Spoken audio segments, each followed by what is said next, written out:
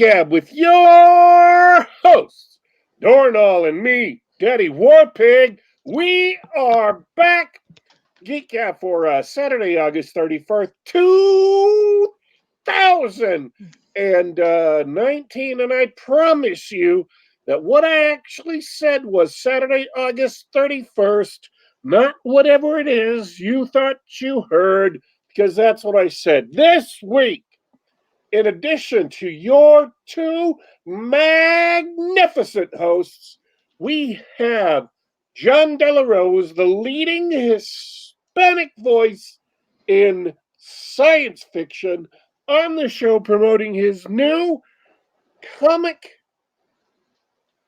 project, the third volume of, and I'm going to pause here to give Jon a chance to jump in for but a moment before I ask the other Jon how his week was.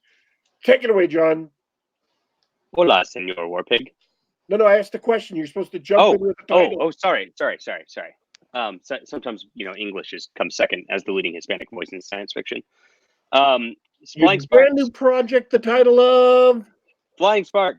Flying Sparks, the new superhero alternative to Marvel and DC. The Jon Del Arroz's superhero verse, which is happening now. I'm expanding all of this. I'm taking all of your pulp lessons you've taught me to heart, Daddy Warpig and Jeffro Johnson, and I'm just cranking this stuff out on basically a monthly basis for comics.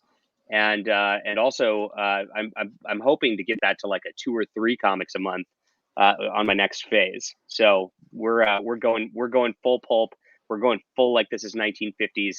We're just going to make this a success by having so much awesome content out there. And it starts with Flying Sparks, which I think we're at the 210th page of comics once this comes out, somewhere in there, maybe 230, somewhere in there. This is volume 3, folks, and that's what we're going to be talking about on the show today. But before we do, Dornall, how was your week? Hey, guys. It's been a really good week, and I've got a funny story to tell. There better be gushing involved, because I was promised gushing. Gushing? Well, I mean, that depends on how Jon feels here. So, okay.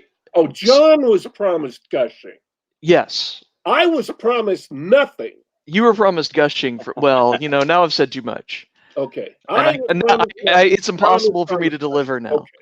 Okay. But I'll do my best.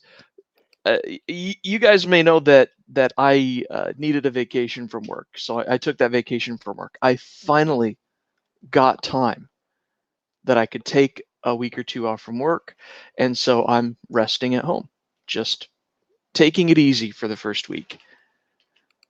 This is a complete coincidence. I promise you, I'm not making this up. The second I started my vacation, Blizzard Entertainment released World of Warcraft Classic servers. And let me tell you, the nostalgia is good, gentlemen. The nostalgia is good. I said, I'm going to take a week off work. I'm not going to do anything important for the first week, and I have done nothing important for the first week. It's everything like you remember, Jon. Don't do it. Oh, man. You're saying you did nothing and it was everything you thought it could be? Oh, yeah. Remember Shadowfang Keep? Oh, yeah. I should go to Shadowfang Keep because, like any smart player starting on a fresh server, I'm a skinner. Nice. Gotta save up for that mount, boys. Gotta save up for that mount. No, it's been good. So that's my week, Daddy Warpig.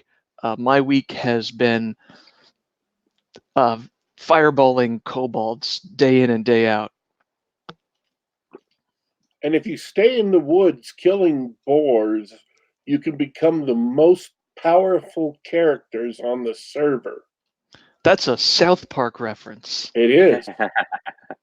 You missed my Office Space reference, so it was you're 1 for 2. We're good. Yeah, I'm disappointed, Padawan. Yeah. I want to play WoW so badly. I just can't. I just can't because I know how much time that really means.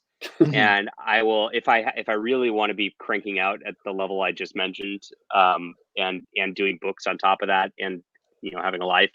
I don't really have a life, but and having a family and a job also. Let's call it that. There's no way I can even like touch WoW, because there's no way to play that game casually and really enjoy it for real. Yeah, you're right. If don't subscribe telling yourself, you know what, I'll play 2 hours a week. I'll set aside, Wednesdays and Thursday nights. I'll play for an hour before bed. No, that's not going to happen. You're going to be Never. up till 2 a.m. You're going to be like, yeah, but I got to go this way, pick up the flight path. This crest is green. I'm just going to turn in this quest, right? No, and then, honey, won't you come to bed? Yeah, I thought you were finished an hour ago. Yeah, I was. I'm just posting my auctions now, right? Yep, I've been there. like you're done playing for the day, but then there's that wind down time where you're like, all right, let me sell my gear, put stuff on the auction house, level up my professions, buy some new spells. That's what it's like. I gotta get my alchemy potions so that all the mats ready, so that I'm ready for the raid. Exactly. So that's it. That's what it's like. How about you, Daddy Warpig? I did not play WoW, and I did not play WoW Classic. Good for you. You're way ahead of the game. It almost killed my relationship with my wife. Incidentally, she's the one who introduced me to it, and believe it or not, God bless her, she did play casually. So she showed me the game, and I was like, this is freaking the best. And I'd play with her laptop next to mine. It was cute for like the first day, and then I figured out the game pretty quickly and started grinding. And I noticed she was kind of just running around looking at the scenery like you'd expect a girl to do. And she was cool for doing that for like 20 minutes and logging off. And I'm sitting there going, got to get to the next level, got to get to the next level. And eventually I did end up being probably the best healing paladin on my server. And so every top tier raid guild wanted me. And I started getting into that, and then eventually, we're talking, we 6 months, a year down the line after you grind through those levels. What happened was, I remember this moment where it's like I had some friends who wanted to go out to dinner, and like I'd kind of stopped hanging out with them because I was playing WoW a lot more. And my wife's like, we got to go, and I'm like, I can't miss the raid, guys. I mean, my guild, they're going to dock me points and blah blah blah blah blah blah. And once I uttered those words, it was like, I got to quit this game. It's over. So yeah, I probably killed hours wise like 3 months of my life on that thing. Holy cow! Never again. Never again. And that's why I avoided it for years. I avoided MMOs through the Ultima Online era and everything like that. I just can't do it. Right. And then my brother introduced it to me, and I had the same sort of thing happen. It was like, well, this is taking an awful lot of my time. What you gonna do? Yeah. I'm not gonna play it. So. Good. I just wanted to warn you, like, all of your fears are correct. Oh, I know they're correct. And there's no way around it. The game is beautiful though. It really is the perfect game to addict you and make you feel good about doing it, and ruining your life while doing so. So just the technical question: did they upgrade the graphics of WoW Classic? No. It's actually really nice. It looks the same as I remember. It looks the same as I remember from when I played. I played at the beginning of the Burning Crusade, where the original content, levels 1 through 60, is largely untouched from vanilla. So, in terms of leveling, I played vanilla, and it looks exactly the same. It feels like they've added some interface improvements and fixed some bugs, so it's not precisely like vanilla, but it looks and feels just like it, especially the leveling.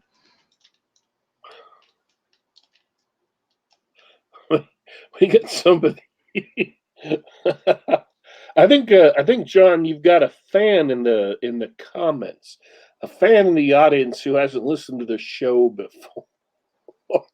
Oh yeah, Who we what's got? going Uh, he wants to know when we're going to talk about flying sparks. on? Great question. I'm sorry, I'm adding that tone of voice there. I don't know that was his tone of voice. That's just the impression I got from the pixels on my screen. I think the way he's saying it is, you guys gonna talk about flying sparks or what? That's the impression I'm getting. I don't know. I'm not trying to make fun of him. I'm just trying to pass along the message. Is all I'm saying. WoW Classic seems slightly more important at the moment, and we kind of just go in the moment. That's right. Anti-Dark Mind, welcome to the Geek Gab. We just go with what's in the moment. I hope we've appropriately set expectations here. No, but we're here for flying sparks. I mean, I think he's got a good point. He did apologize. He said he didn't want to be rude. And it's okay. You're not being rude, dude. I was just making a joke. I will take any opportunity I have to make a joke because You're I a don't funny know. guy. Answering that might take a deeper dive into my background and the past and my childhood than I think would really be healthy to do on the show. But I like jokes. That was my that's sort of my MO too. I mean, that's why we get along. And I had somebody like going, why don't you just like really focus on like making, your brand and making sure it's an author thing and making sure everybody, it's always about the author brand, because I mean, you'll get better faster with that. And, people will be there for the story and not for your other stuff. And I'm just like, I just want to be funny. I don't care, And you know what? That's what makes you such a fun guest to have on the show. We always like to have you on the show because, and you're good. This is the compliment phase of our show. We'll get back to the insults later, but you're a good ambassador for the Pulp Rev and for working hard. Not only do you really put in a lot of work, like your hustle is really good, but you have a positive attitude, which on the internet we need a lot more of. We really do. Thank you. I don't feel like I have a positive attitude a lot of the time, but I guess that's me. So. It's you come off as someone who you're making the stuff that you love because at the end of the day you just want to be you want to have a good time. You want to be sort of left alone to do your thing and enjoy the things that you like, and that's hard to do these days. Yeah, and I want to cover the cost of that too. And that's the beauty, is I'm able to cover the cost of that. And I talk about this. My buddy's Tim Lim, who has about the same philosophy as me. Like, we want to have fun. Like, the whole point of a comic book is fun. And if I'm not having fun with my comic book and my readers aren't having fun with my comic book, like, and it's like, I mean, there's nothing there. I would sacrifice $100,000 for like fun in any day of the week, 100%. Like, I mean, it's just not worth it. So I don't know. All right, so I think most people would, evidence. Classic WoW's good evidence of that. Classic WoW's good evidence of that. Your $100,000 job is gone.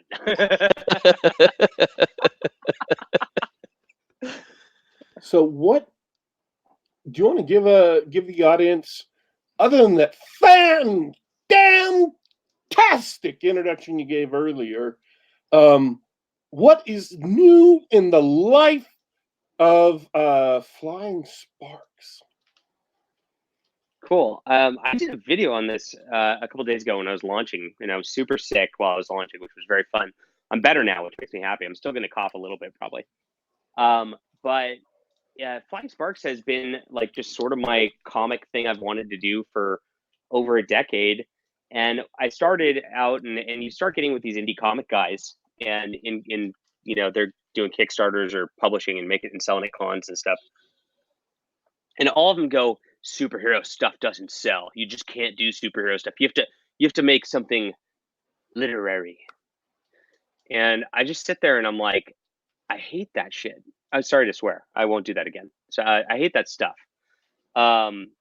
and it's not fun, and it's just all dark. And I notice everybody around me is making these dark, edgy books that, like, are just very nihilistic, or they're doing, like, the full of absurd, right? You can go full absurd and ironic, and that's just every indie book around me. It's just this like giant hipster community of comics, and I'm just like, I just want superhero books like I got before, and they canceled my favorite two superhero books at the time, which was Spider-Girl and Batgirl. And I was like, I just want those books back. Screw it, I'm going to make my own.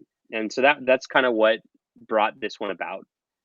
And so I paid for this over the years, and I bought just like a couple pages of art a month, just like set aside money from my paycheck. I had it scripted out through like 6 issues or something like that.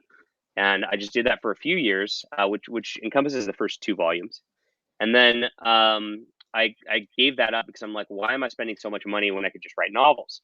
So then I wrote novels, and I ended up being able to sell that stuff without that. And I came back to Flying Sparks because like the comic thing started to get me a little bigger on the internet in 2017. And I'm like, maybe I could try to sell my book and see what happens. And it blew up huge. And the first volume I think it's done a little over $40,000, including Amazon sales now. And the second volume it did well also. And now, so it's actually something I can do and make a like ongoing serialized comic book of superheroes, just like I wanted before, with the difference being that I have complete control over this, and I can develop my characters. I can kill people off and they'll stay dead. There's no retcons. There's no magical events that like reset the world so that they can keep that property pure for its movie version or whatever. It's all about the comic, and it's all about the story, and it's all about moving it forward.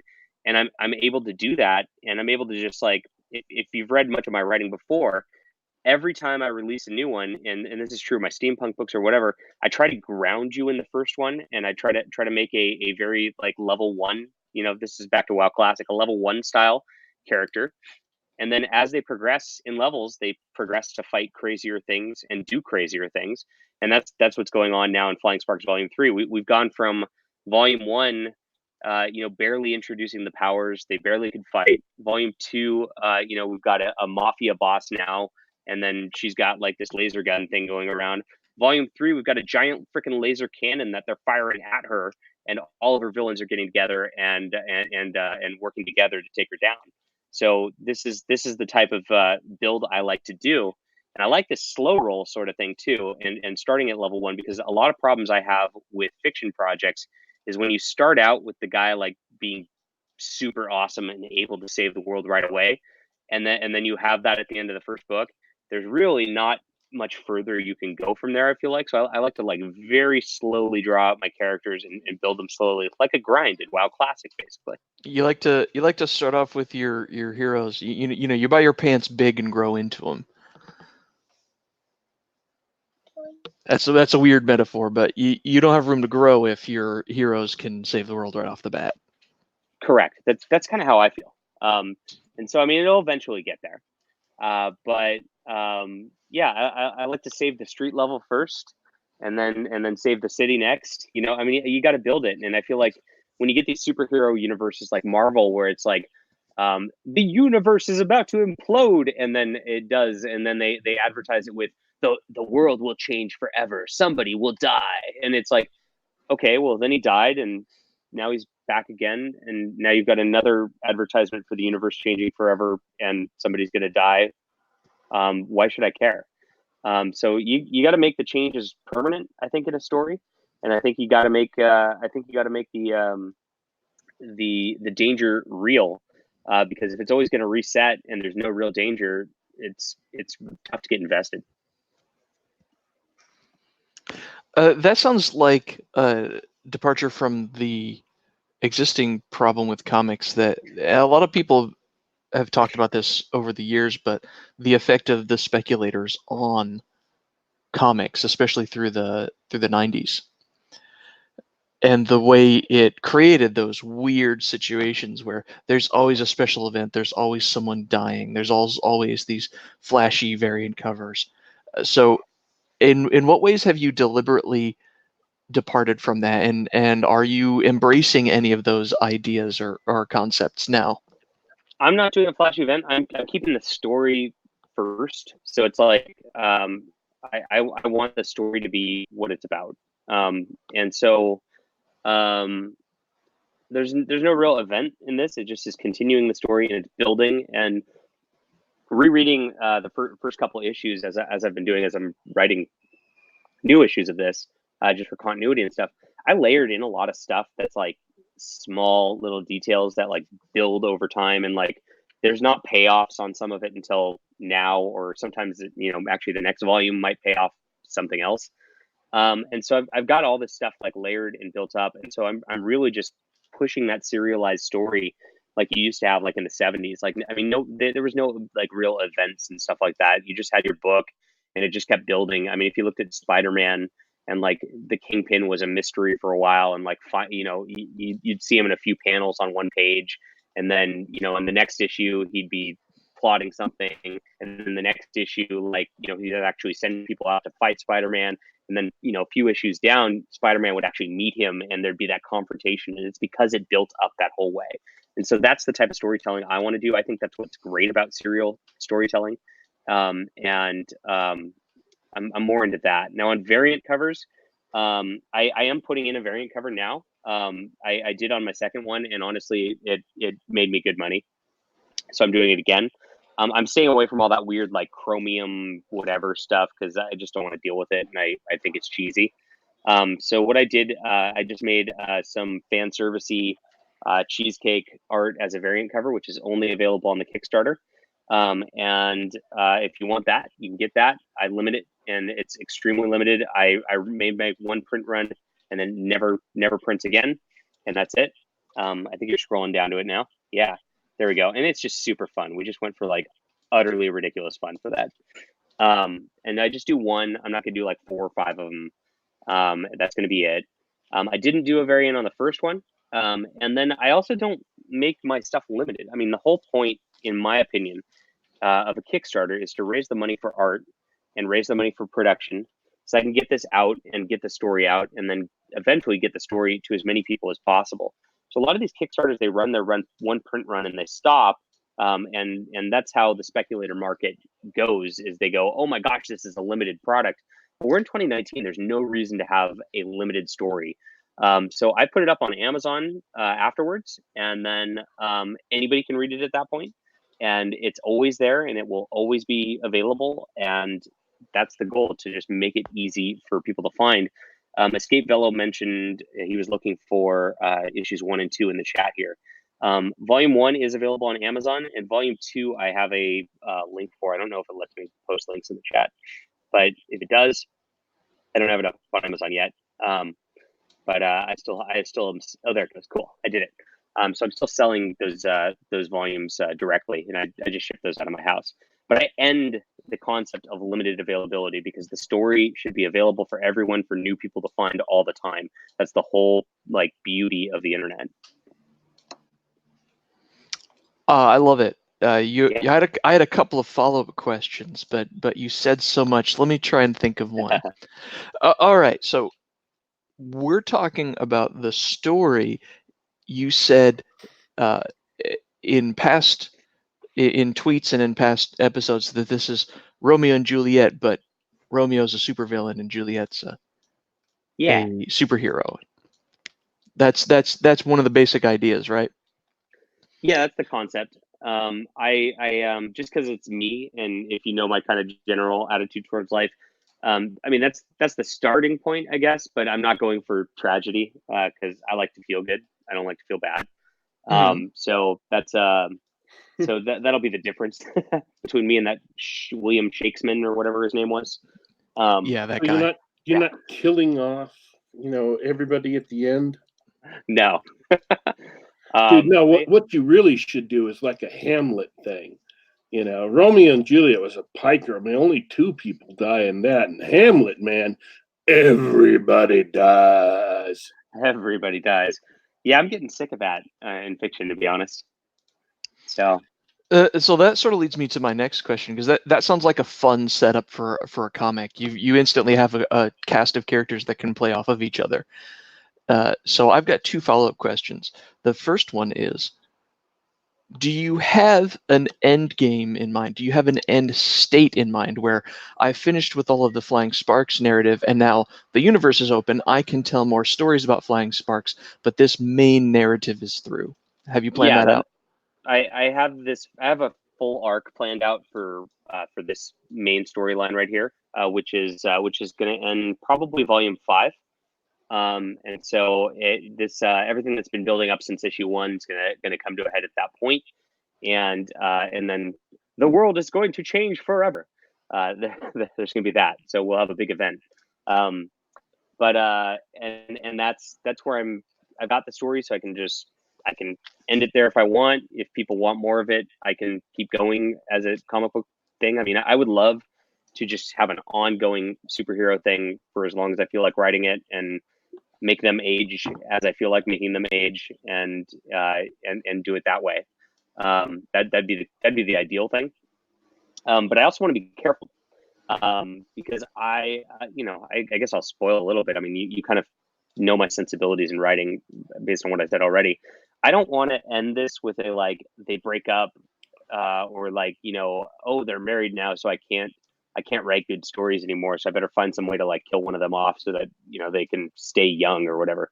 I hate that about comics. I hate that my main anger at comics is the Spider-Man and Mary Jane marriage and how they dissolved that.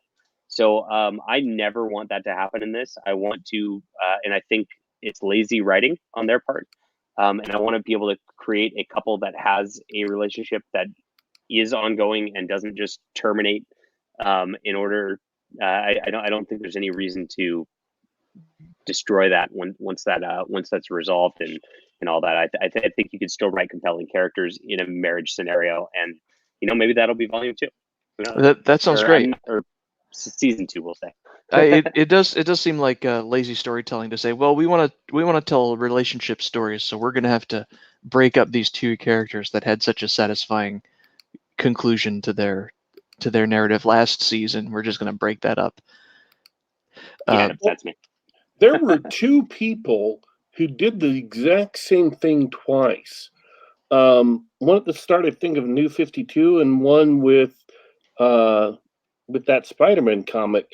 They were both single people who were fanboys who really, really liked Spider-Man as an early 20s single guy, and on the DC side, like Batgirl as the crime fighter. So they took away Oracle, who is So sad. Batgirl, as she had been paralyzed. She was, basically the super smart hacker who gave everybody information and kind of ruled.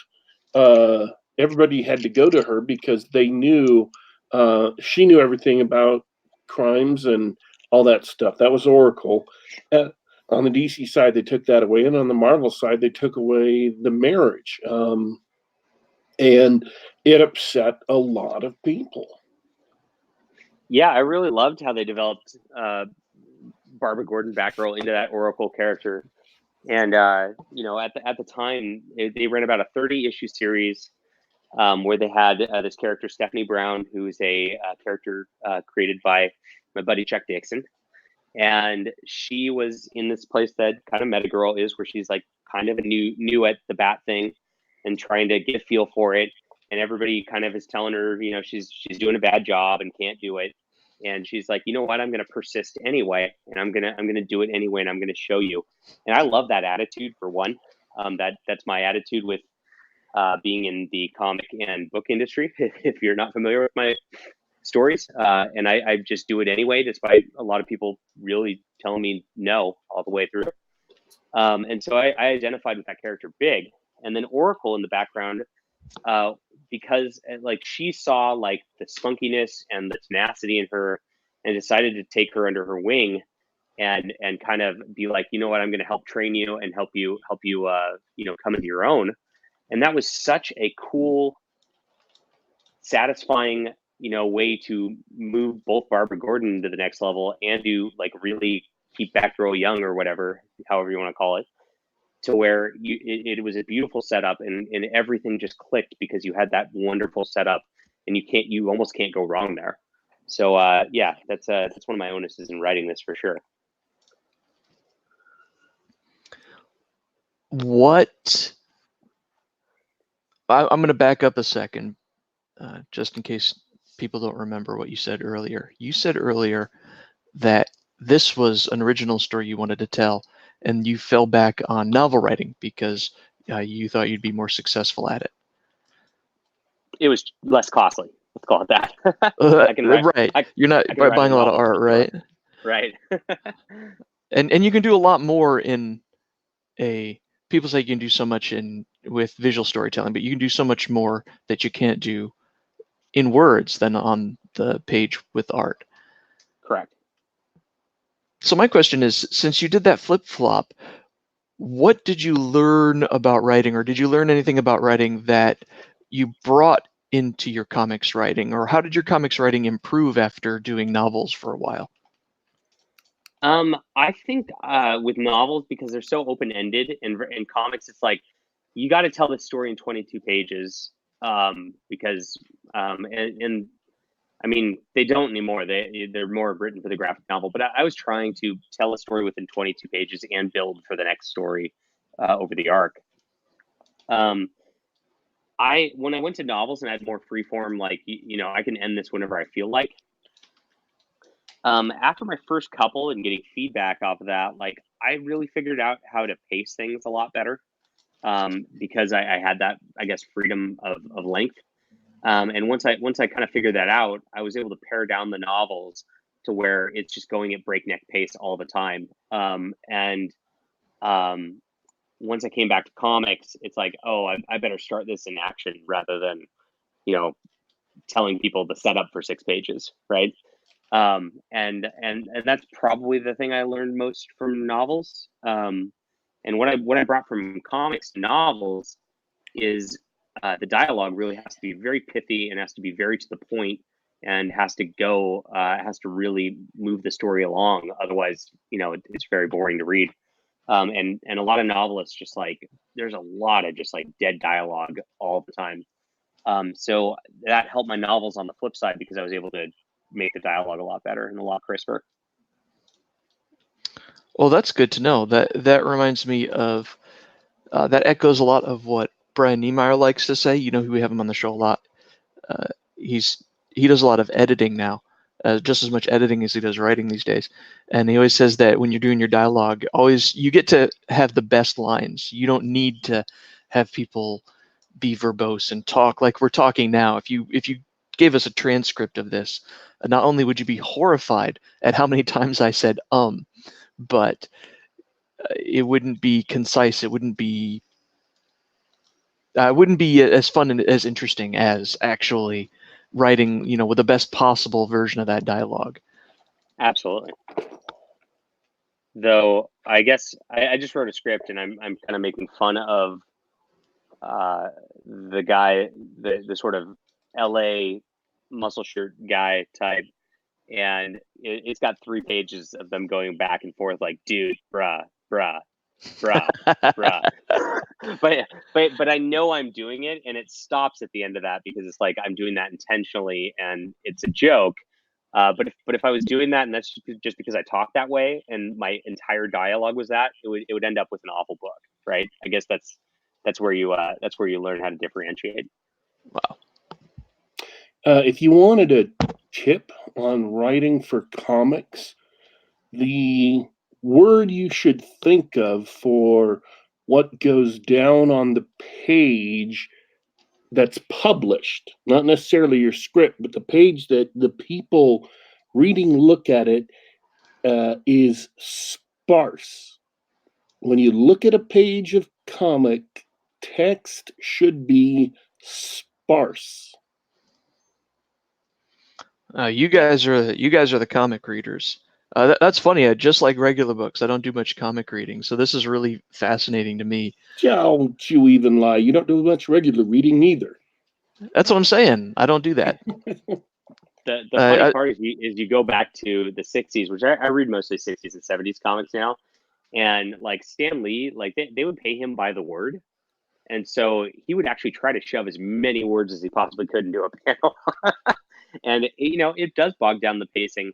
And I've actually, because I'm trying to just plow through as much of it as I can, I've learned like where he pads those things intentionally, so I can just kind of glance over where he's describing exactly what's in the panel. It's like, oh, true believers, Spider-Man is swinging off to face another villain again. And it's literally a panel of Spider-Man swinging in the air, like facing the Vulture or something like that. It's like, I didn't need to read that dialogue. It's right here, right? So I've kind of figured out how to learn to read that and read around that to make the reading experience a little faster paced. But yeah, it's definitely, if it's something you can already see, there's no reason to state it again. I think that's where a lot of writers stumble. Let me ask a question, because did my metaphor not make sense? Did it not come across what I meant? I don't know. Okay, so you've got a big patch of ground. It's your backyard or a random patch in the weeds. It's kind of a deserty country like Utah, where I live. And it's all brown, except there are a little bit of patches of weeds here and there. That is sparse. It is sparsely planted, because for this big patch of ground, you only have a few plants. Well, when you plop down a comic and open it up to a page, you take all the thought balloons, you take all of the captions, you take all of the sound effects, and they should be sparse. There shouldn't be too many of them on that page. The artwork should dominate. The text that is on the page of the comic is there to accentuate the art. It is a garnishment. It's there to explain the context that the art is happening in, to explain things that maybe what happened before, maybe the history of the characters, maybe their powers or whatever, what people are thinking maybe, but you use very little of it. It's a garnishment. It is not the whole meal. The meal is the art. The text is sparse. All right, we're going to quote this. The meal is the art. Does it make more sense now what I meant? It's great. Yeah. Definitely you want the art to be able to breathe. I don't know. Look at my actual pages down below. Did I succeed in that from the preview pages? Let's take a look. Here's the first preview page. I've scrolled down to. See, look at that. You have 1, 2, 3, 4, 5, 6. 6 small text boxes, 5 word balloons and a text box, and the rest is all art. That's sparse.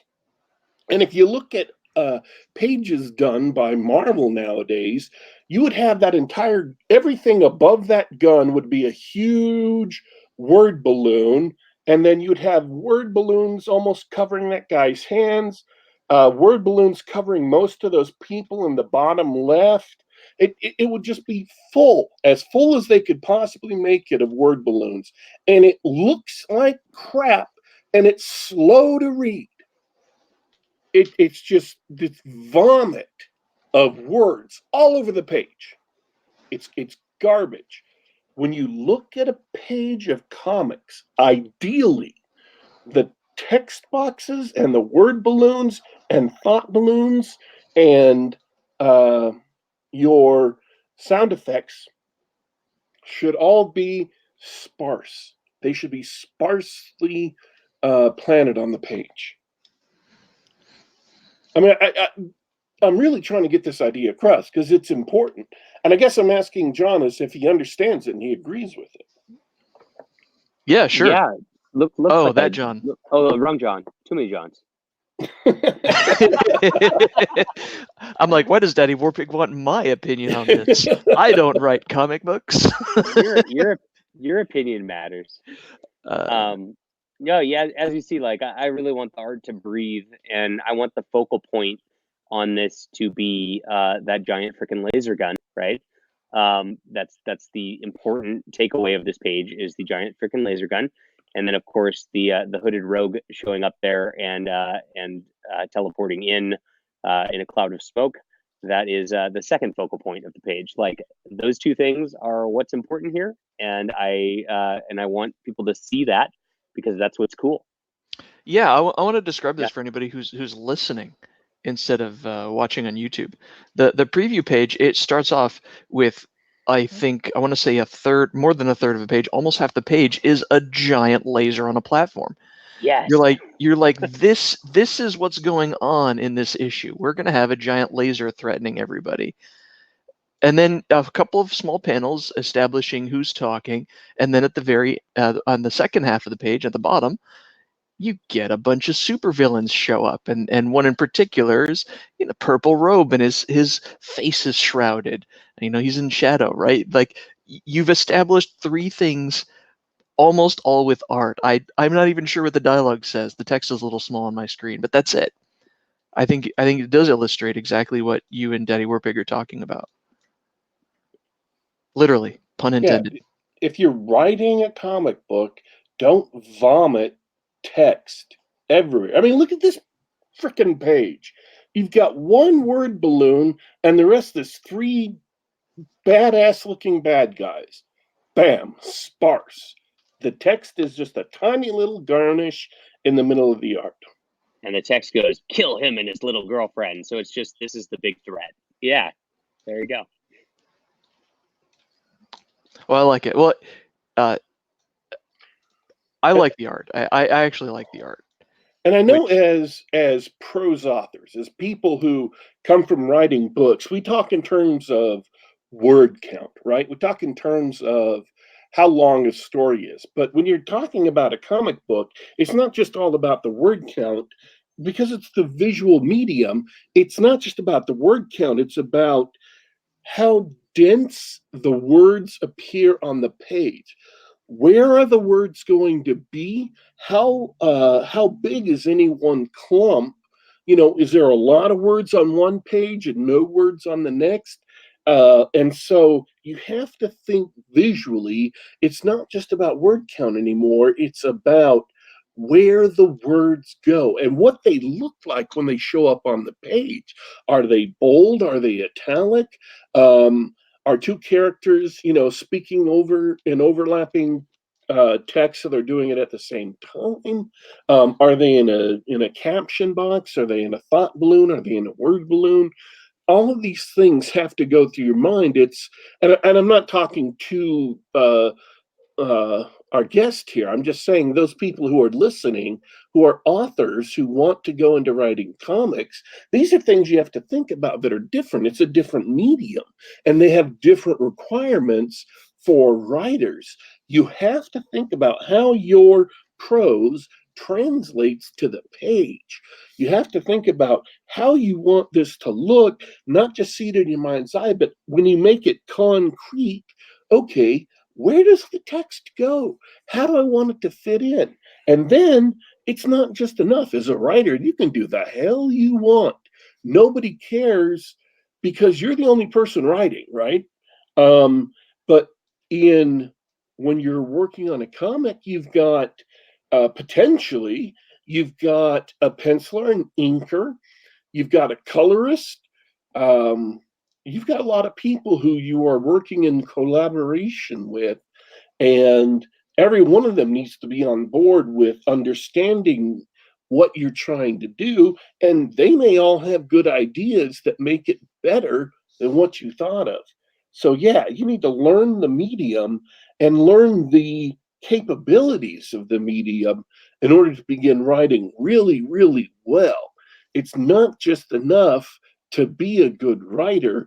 You have to learn how to translate good writing skills to take advantage of the strengths of this medium. And one of the weaknesses of this medium is you can't paper over problems with flashy verbiage because you are handcuffed. You don't have a lot of words you can use. In fact, you have to be, it's almost like comparing a sonnet to a haiku. Comics is a haiku, baby. You have very few words and you can only use them in specific places. So you have to be very careful about how you use them.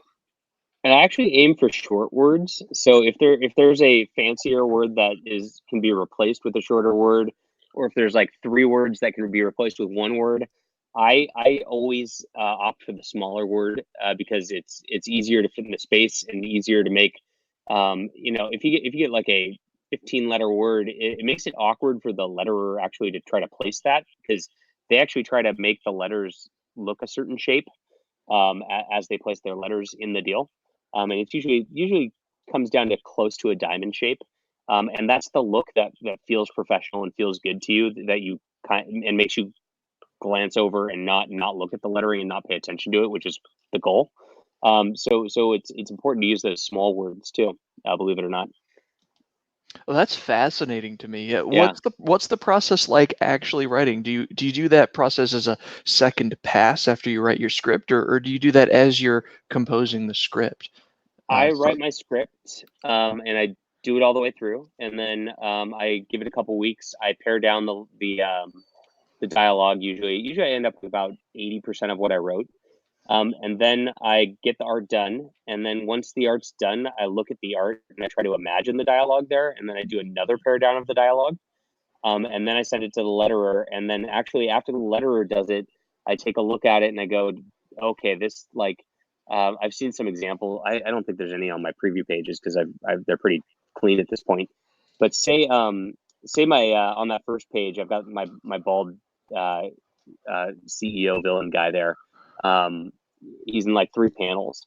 Say I started 3 sentences of his with "this is," if I saw like he said "this is," like he's describing this laser here, and then the next one he went like "this is bad" again or something like that, I'd be like, oh, I see 2 "this is" starting his panels and it looks funky, so I'm gonna actually rewrite that with second one so that it doesn't look repetitive.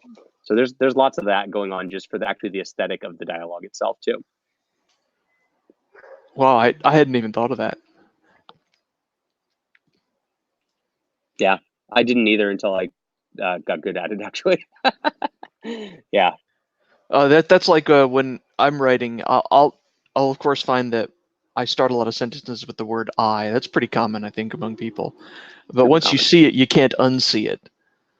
Yeah, and trying to vary that is actually the hardest part of prose. So yeah, that is the struggle. Well, now you've confirmed my. Speaking of regrets, I regret playing World of Warcraft, but I do not regret doing software engineering instead of writing prose. Nice. Thanks for that, Shinobi. I mentioned Shinobi said he backed in the chat. We are now under $250 from my first stretch goal, so I appreciate it, guys. Thanks for checking it out. I guarantee you'll have a fun story. No, I haven't looked at the stretch goals yet. Is there an option for noobs can throw you in a couple extra bucks and get all 3 volumes? Yeah, so you can do it digitally, or you can get all of them. Actually, it's up on the Daddy Warpage or your screen, whoever. Oh yeah, I can see it right now. Right now. I was just looking at the pretty pictures. So Complete Flying Sparks, it does get more expensive because these are full graphic novels, every single one. But I actually try to discount it a little bit so that you can get the story pretty cheaply. So if you're getting the whole set, which is 3 graphic novels and 1 comic, that would typically be an $80 purchase. But on this, you get it for $10 off, so new people can kind of get in a little more cheaply. Now, do you accept Visa and PayPal and stuff, right? Standard Kickstarter things, but do you accept World of Warcraft time cards as payment? Maybe gold. Because I can sell that, or at least that's what they used to do back in the day. Yeah, in retail, WoW, selling gold is actually common and encouraged now. Remember when they used to ban it? Yep. Oh, Yeah. those were the days. No, that's really cool. I have very few comics in my collection. Maybe I'll add Flying Sparks to it. I That'll- think you'll like it. You like my steampunk stuff, so I think you'll enjoy this. So That's for sure. Yeah. That's all I had. I ran out of questions. I'll just come out and say it. It's okay. We've talked a lot on this show before. Yeah. The Inside Dark Mind asks in the chat, what age would you say Flying Sparks is written for? I think it's probably 15 to 25 in there. It's like, it's got some pretty gory violence in spots. We had earlier Daddy Warpig was showing the kind of splash page of the guy who just got completely fried because Johnny used his electrical powers to fry him. That's pretty gruesome, I think. However, I mean, my 10-year-old read it, and I'm like, what was your favorite part? And he goes, the blood. So maybe I'm a little off. So who I knows? remember being 10.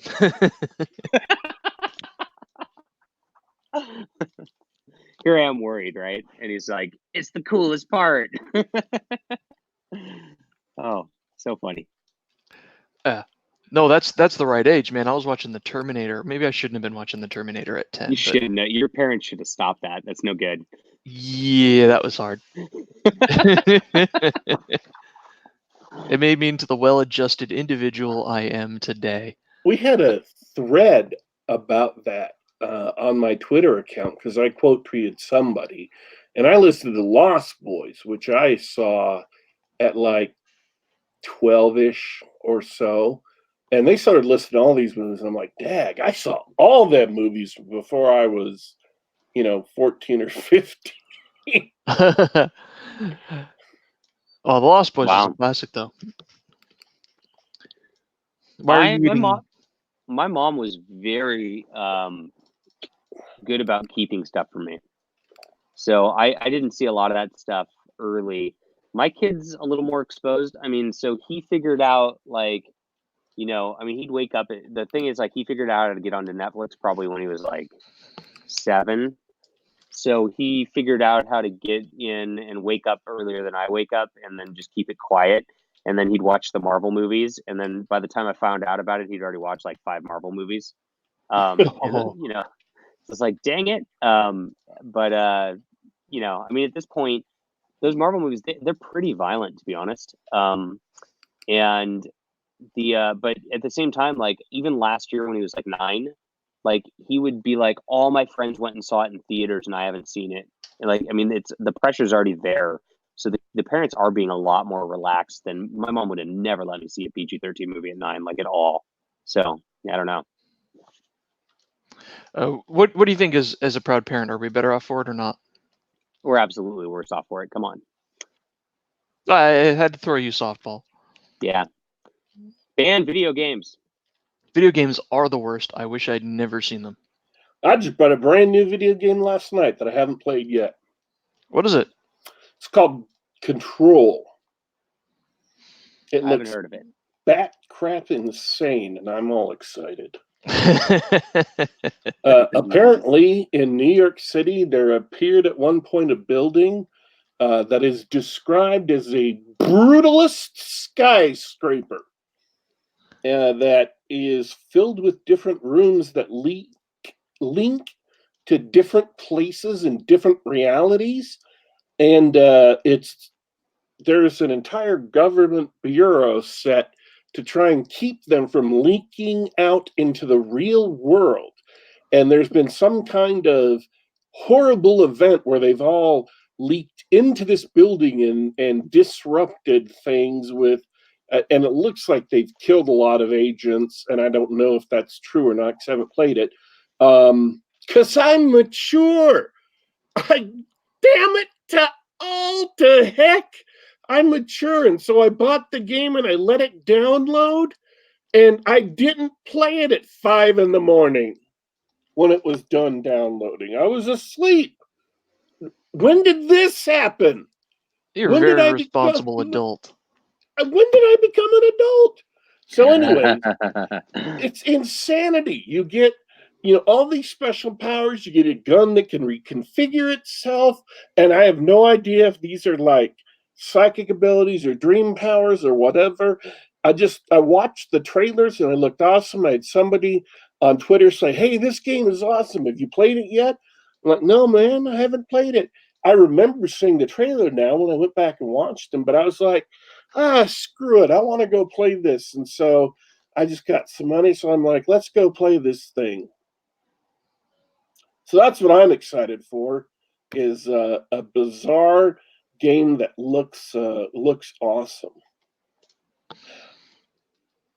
Sweet. That's the way it is. Speaking of adults, that's the way in my preferred hobby in the board gaming industry. Many of the people I play with aren't really players; they're collectors. They see something cool, they see something new, they're like, "Oh, that would look great on my board game shelf," and they never have time to play. That sounds like me. That's right.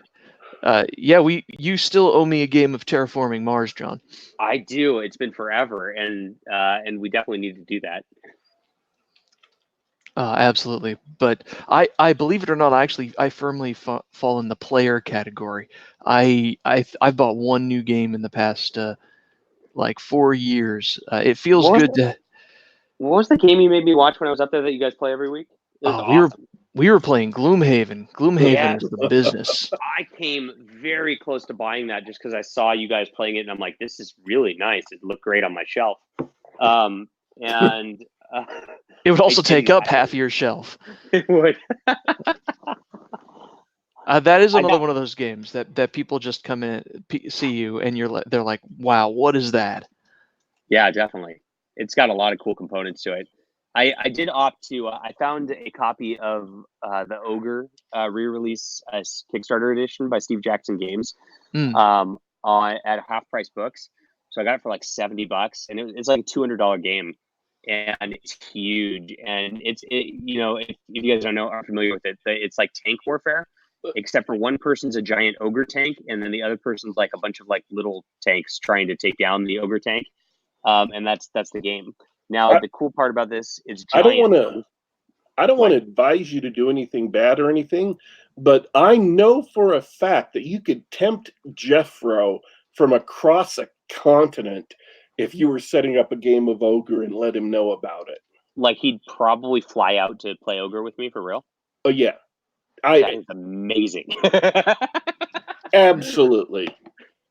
I'm going to make this happen. This sounds great.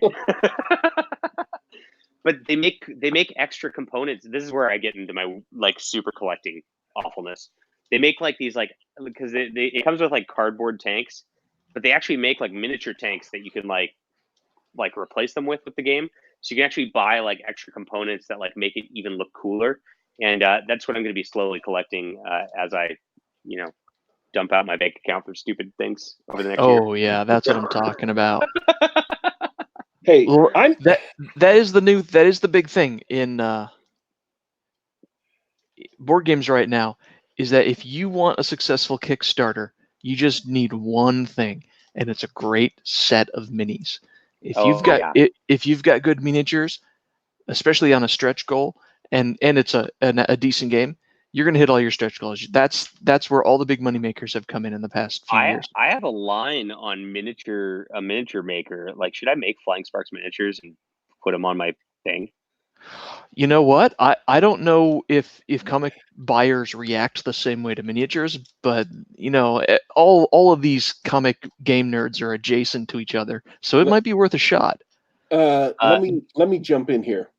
If you make miniatures, you have to send them out in expensive old regular mail. You cannot mail them in medium mail. So it costs more. People will get it more slowly, and it'll be a lot more difficult. It introduces a lot of knots in shipping. Interesting. So, but that's a great question. Forget miniatures. When are we getting our first set of Flying Sparks action figures?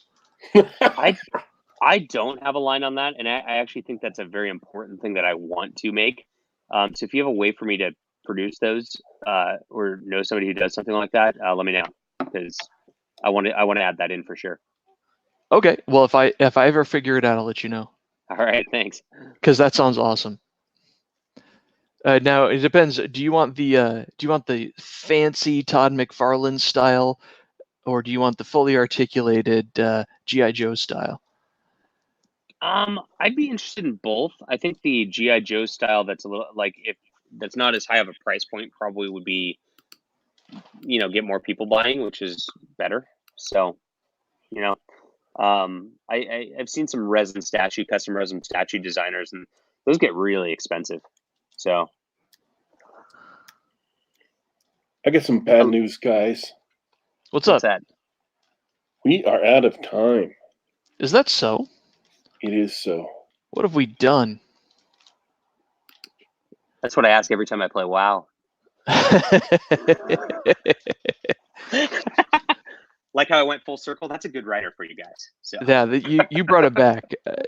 Yeah, nobody's better than you and Daddy Warpig at just bringing that around.